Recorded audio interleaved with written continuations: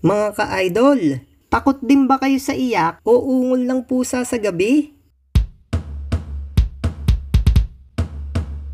Magugulat ka sa panghuli kung bakit umuungol ang pusa. Kaya tara, simulan na natin sa number 1. Weather. Isa sa dahilan kung bakit umiiyak o umuungol ang pusa ay ang panahon. Kung may bagyo at malakas ang buhos ng ulan, ang pusa ay iiyak o umuungol. Lalo na kapag wala itong masilungan. Sumisigaw ito ng malakas upang ipaalam sa iyo na siya ay nilalamig. At kailangan niya ng masisilungan upang siya ay makapagpatuyo at hindi nalamigin. Number 2. Gutom. Ang pusa ay nagmimiyaw pag gusto nitong kumain.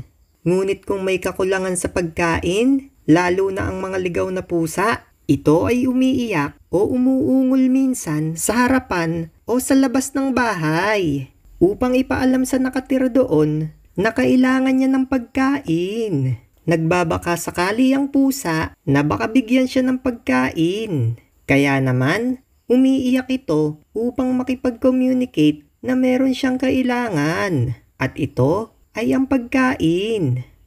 Number 3. Sakit.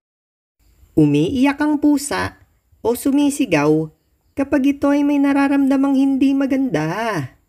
Minsan, magtataka tayo na umiiyak ang pusa kahit wala tayong nakikitang dahilan. Ngunit ang pagsigaw o pag-iyak ng pusa ay maaaring meron itong sakit na kidney failure, diabetes o sakit ng tiyan na lubhang nahihirapan ng pusa.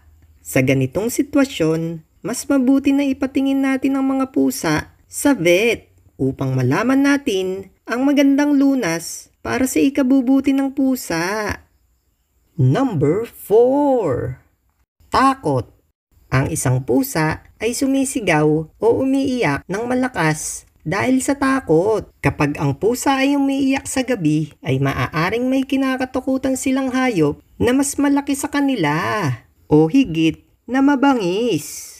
Katulad na lamang ng aso. Pero may pagkakataon na minsan ay mas mabangis ang pusa sa aso. Ngunit kung ang pusa ay na-corner ng aso, lalo na kung madami ang mga aso, siguradong matatakot ang pusa sa mga ito. Ready na ba kayo sa pang-5? Mga ka-idol, may ibang dahilan pa ba ang pusa nyo kung bakit ito umiiyak bukod sa mga nabanggit ko? Kung meron man, i-comment mo na yan para ma-share natin ang mga mahalagang impormasyon sa iba pa nating mga kaibigan. At mag-like ka na din kung nagustuhan mo ang video na ito. Thank you so much po mga ka-idol. Kaya ito na ang number 5. Mating. Nagugulat ka ba sa pusa na kung kailan ka nagpapahinga saka ito sisigaw o umuungol ng malakas na nakakatakot pakinggan? Lalo na pag nagtatakbuhan ng mga pusa sa bubungan ng bahay nyo. Ang dahilan kaya sila maingay ay nakakita sila ng multo. Ha ha ha! Joke lang po mga ka-idol. Ang totoo ay meron silang nakitang pusa na gusto nilang maging kapartner. At ito ay nililigawan ng lalaking pusa. At ang dahilan kung bakit parang nag-aaway sila sa bubungan ng bahay nyo ay merong third party na pusa. Kaya naman, napakalakas ng sigaw ng pusa dahil sa selos.